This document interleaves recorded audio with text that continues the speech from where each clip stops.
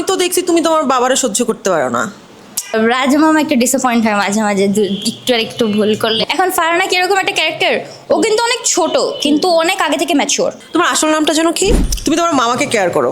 হ্যাঁ, আমি আমার মামার ইমোশনাল কেয়ার করি, আমার বাবার ইমোশনাল কেয়ার করি, আর আমার মার ইমোশনাল কেয়ার করি, আর কারো ইমোশনাল, আর সামির ভাইয়ের ইমোশনাল কেয়ার করি। আর সামির ভাইয়ের ইমোশনাল কেয়ার করে দেখে তার বইয়ের ইমোশনাল কেয়ার করতে হয়। কিন্তু আমি তো দেখছি তুমি তোমার বাবারে সহ্য করতে পারো না। বাবাকে সহ্য করতে পারি না কারণ কি, ও ছোটবেলা থেকে জেনে আসছে যে বাবা ভালো না, কিন্তু যখন বাবাকে বুঝতে পারছে আস্তে আস্তে বাবাকে পছন্দ করা শুরু করছে। কিন্তু মামার তো বিষয়টা পছন্দ হচ্ছে না, এখন দেখা যাক ও কি করে আসলে। তোমার আসল নামটা যেন কি? আমার আসল নাম হচ্ছে অতিথি ইশরাত। অতিথি, এই নাম কে রাখছে? আমার বাবা। এখন ফারহানা কিরকম একটা ক্যারেক্টার, ও কিন্তু অনেক ছোট কিন্তু অনেক আগে থেকে ম্যাচিওর। ওর ইভেন ও অনেক বেশি ম্যাচিওর আমার কাছে মনে হয় মাঝে মাঝে যে ভাই, দেখতে পাচ্ছি আমার সামনেও একটা ম্যাচুর মেয়ে দাঁড়িয়ে আছে। অতিথি একদম এরকম না, ও আচ্ছা। অতিথি এরকম না, ফারহানা ওরকম। দেখেন ফারহানার কষ্ট কিন্তু কেউ কখনো বুঝে না। ফারহানা যখন বাবার সাথে খারাপ ব্যবহার করতেছিল তখন মা বলছে যে হচ্ছে বাবার সাথে এরকম করতে না, কিন্তু যখন বাবার সাথে মিশে গেছে এখন আমার মামা প্যারা দিচ্ছে। কিন্তু কেউ কখনো, ইভেন স্বামীর ভাই কখনো বলে নাই যে আচ্ছা আমি বুঝতে পারছি ফারহানার সিচুয়েশন। সবাই খালি বলতেছিল যে বাবার সাথে মিশে যাও। এখন যখন বাবার সাথে মিলে গেছে এখন মামা মানতেছে না। সেটা সবাই সিনিয়র আর্টিস্ট, কার সামনে তোমার ডায়লগ দিতে ভয় লাগে বা তোতলে যাও, আটকে যায়? কারোর সামনে আমি ভয় পাই না, কিন্তু আমি কারোর সামনে অ্যাক্টিং করতে ভয় পাই না যেহেতু ওরা অনেক ফ্রেন্ডলি।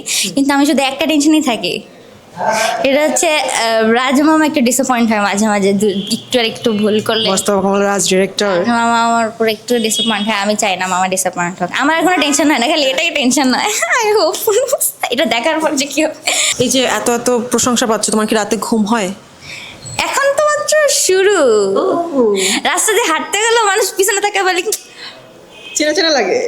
ফারহানা না ওই দিন একটা লিটারালি এমনি তাকে কিছু, আমি না ওর দিকে বলে কিরে ভাই কি হয়েছে, তোমাকে আমি চিনি, মাত্র এপিসোডটা দেখে বেড়াইছি। ফারহানা না আসলে হ্যাঁ আমিও মাত্র দেখে বেড়াইছি। তারপর সেলফি না? হ্যাঁ সেলফি নিছে, বলছে আসে একটা সেলফি নেই। আমি হ্যাঁ শিওর, ওয়াই না। বাসার সবাই কতটা খুশি তোমাকে নিয়ে? তোমার বাবা মা পরিবার বাবা মা পরিবার সবাই তো অনেক সাপোর্টিভ অবভিয়াসলি, কারণ কি সাপোর্ট ছাড়া হয় না। সো অনেক সাপোর্ট করে আমাকে।